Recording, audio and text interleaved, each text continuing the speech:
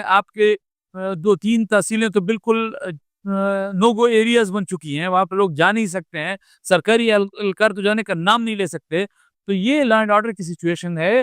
اور قاضی صاحب، جس صوبے کے وزیر اعلیٰ کے بارے میں پاکستان کا وزیر داخلہ، پاکستان کا وفاقی وزیر داخلہ جس صوبے کے وزیر اعلیٰ کے بارے میں کہتا ہو کہ جی یہ تو بندوق برداروں کو بھتہ دیتا ہے، وہاں پر امن و امان کی کیا بات آپ پوچھتے ہیں؟ میں کیا بات کروں گا اور آپ کیا بات کریں؟ سر ابھی حال ہی میں یہ جو آپ بتا رہے ہیں یہ ٹول پلازا پر ایک ویل پرسنالٹی قائد ملت اسلامیہ مولانا فضل الرحمان صاحب کے صاحبزادے مولانا اسجد محمود صاحب کے ساتھ یہ واقعہ پیش ہے. سوشل میڈیا پر کافی چلا ہے. اس کی حقیقت کیا ہے سر؟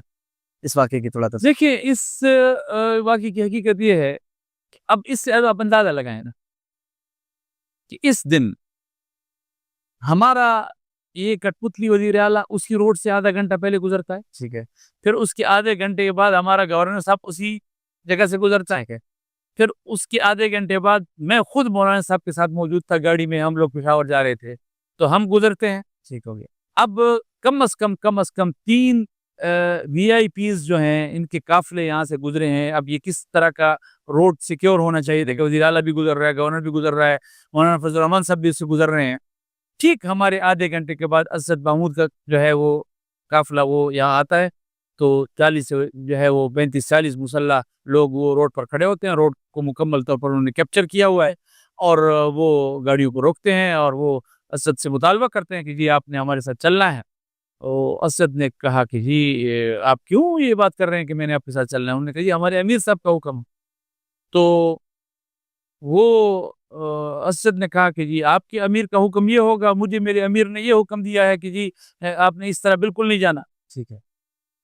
تو وہ پھر ہوا یہ کہ ان کے امیر کی طرف سے جو ہے ان کو کال آ گئی، اس میں 10-15 منٹ لگ گئے. ان کے امیر کی طرف سے ان کو اطلاع آئی کہ یہ آپ ہمیں لگتا ہے ہم نے غلط آدمی پر ہاتھ ڈال دیا تھا، ہم کسی اور کے لیے کھڑے تھے اور جو ہے وہ انہوں نے جو ہے وہ غلط اس پر کر لیا، تو ہم آپ سے معذرت کرتے ہیں تو آپ جائیں. لیکن بہرحال ایک واقعہ تو ہے، واقعہ ہے سر خان ہے. جیسے آپ کہہ رہے ہیں مولانا صاحب اسی وقت گزرے ہیں. جی وزیر اعلیٰ گزرے ہیں، گورنر گزرا ہے، پھر ہم گزرے ہیں، مولانا صاحب کا قافلہ گزرا ہے اور ہمارے 15-20 منٹ کے بعد آدھے گھنٹے کے بعد جو ہے وہ 35-40 مسلح لوگ جو ہے وہ انڈس ہائی وے پر آ جاتے ہیں.